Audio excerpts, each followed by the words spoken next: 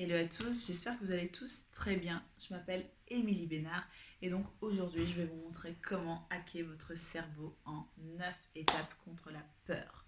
Alors ce qu'il faut tout d'abord savoir, c'est que la peur est une perception erronée de la réalité. C'est quelque chose qui à la base était bénéfique. Donc à la base la peur était faite pour nous préserver, pour préserver l'espèce. Donc si on voyait une bête sauvage qui s'avançait vers nous, il fallait entreprendre une action pour fuir. Donc la peur était une réaction face à un danger imminent. De nos jours, il y a de moins en moins de bêtes sauvages, mais de plus en plus de peurs, malheureusement. Et ce sont des peurs qui ne sont pas basées sur un fait réel, mais uniquement sur notre perception des choses. Donc je vous donne un exemple. Il y a des personnes qui ont peur d'une souris et d'autres personnes qui ont peur de parler en public. Et donc la seule chose qui leur fait peur sont leur perception des choses. Ce n'est pas la souris, ce n'est pas le public. C'est leur perception erronée de la réalité. Et donc ça c'est super important à savoir. Donc aujourd'hui, je vais vous montrer les 9 étapes pour hacker cette peur. Les 3 premières étapes sont physiques, donc c'est aussi facile à mettre en place qu'une séance de yoga. Donc la première, c'est de se tenir droit. Donc on a prouvé que les personnes qui ont confiance en elles, elles se tiennent droites, elles ont la tête haute et elles émanent donc cette confiance vers les autres personnes. Il y a donc une psychologue qui s'est penchée sur ce thème, elle s'appelle Amy Cuddy. Et donc elle a vu que le contraire est également vrai. C'est-à-dire que si vous commencez à adopter une posture de confiance en vous, à vous tenir droit, en 2 minutes, le cerveau commence à créer une chimie où il commence à produire de la testostérone qui permet de mettre en place la combativité. Et deuxièmement, il met en place aussi la création de cortisol qui est donc l'hormone du bien-être. Et donc grâce à ces deux hormones qui se créent, ça permet de propulser votre confiance en vous, donc se redresser. Redresser le corps, c'est redresser l'esprit. La deuxième chose qui est importante, c'est de bien respirer. Respirer lentement. C'est quelque chose que l'on fait en méditation, mais également en sophrologie, qui est tout un art, toute une carrière sur savoir comment respirer. Troisième étape, sourire. Maintenant, on va voir les choses un peu plus compliquées. Ça fait partie du mental, donc c'est des hacks qu'il faudra mettre en place en changeant votre structure mentale. Et c'est ça ce qui est le plus difficile à mettre en place, mais cependant, c'est faisable parce que je l'ai déjà fait. Donc voilà, tester, approuver. Donc la première chose, c'est identifier quelles sont vos croyances limitantes. Car si vous avez une perception qui est erronée, ça veut dire que vous avez des croyances qui sont limitantes. Donc par exemple, vous voulez être auto-entrepreneur, vous créez votre business, mais vous vous dites je suis trop jeune ou trop vieux ou j'ai pas assez d'études.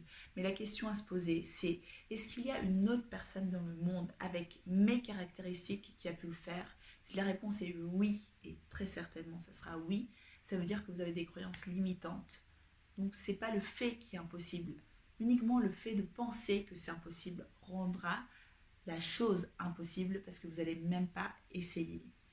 Voilà, donc la quatrième chose à faire, c'est de stocker des souvenirs positifs, c'est-à-dire des souvenirs où vous avez bien pu accomplir la tâche que vous vouliez, où vous avez eu du succès. Donc ça vous donne confiance en vous pour les autres choses que vous allez faire. Et là, le sixième hack, et c'est assez bluffant, c'est que l'on peut créer des souvenirs même si on ne les a pas vécus. Alors je vais vous expliquer comment à travers la visualisation. Admettons que vous avez peur de parler en public. Alors vous allez fermer les yeux et vous allez vous visualiser en train de parler face à ce public dont vous avez peur, avec de l'assurance, avec beaucoup de confiance en vous, à l'aise, bien éloquent. Et si vous imaginez, si vous avez peur de votre public car vous imaginez qu'il n'est pas bienveillant, qu'il va se moquer ou plein d'autres choses, donc essayez de l'imaginer mais à l'envers, par exemple comme si c'était des enfants ou des personnes drôles ou des personnes de votre famille qui sont bienveillantes. Donc il faudra que vous changiez votre perception du public. C'est la seule chose à changer, la perception. Septième chose, c'est acceptez-vous et acceptez votre peur. On a le droit d'avoir peur et nous avons tous peur, il n'y a pas de honte à ça. Si quelqu'un vient vous critiquer en disant oui mais tu n'es qu'un peureux, tu as peur, bah oui, oui, j'ai peur. Et alors? Et vous voyez, ça désamorce le tout seulement en acceptant les choses. 8e étape, voyez le verre à moitié plein et c'est super important, c'est aussi une question de perception. Le cerveau, il a toujours tendance à éviter ce qui lui fait peur, à éviter de nouvelles choses car c'est un possible danger. Donc voyez le verre à moitié plein, regardez ce que vous allez gagner et pas ce que vous allez perdre. Et très souvent, vous n'avez rien à perdre et vous avez tout à gagner, plus de peur que de mal. Donc maintenant, la 9e étape, passer à l'action. Passer à l'action.